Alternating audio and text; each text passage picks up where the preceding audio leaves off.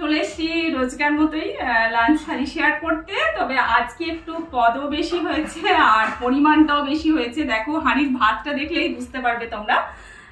কারণ পুরুলিয়া থেকে, আমাদের আদিবাড়ি হচ্ছে পুরুলিয়া, তো পুরুলিয়া থেকে যা আর ছোটো যা আর দেওরের মেয়ে এসেছে, ওরা এখন স্নান টান করছে। তো আমি ভাতগুলো থালিগুলো সাজিয়ে নিই।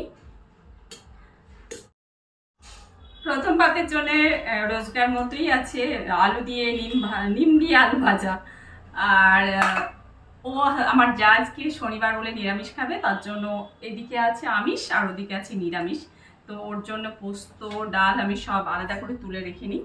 এখানে একটু টমেটোর চাটনি, এটা হচ্ছে জায়ের জন্য থালিটা সাজালাম। শাক ভাজা, নিম দিয়ে আলু ভাজা, শাক ভাজা, মুগের ডাল আর পোস্ত, আর তার সাথে আছে চাটনি। আজকে তো সকালে একটা ভিডিও দিয়েছি, 2 কেজি ওজনের একটা রুই মাছ এনেছিল, তো সেই মাছটারই একটুখানি আমি রুই মাছের একটা রেসিপি বানিয়েছি।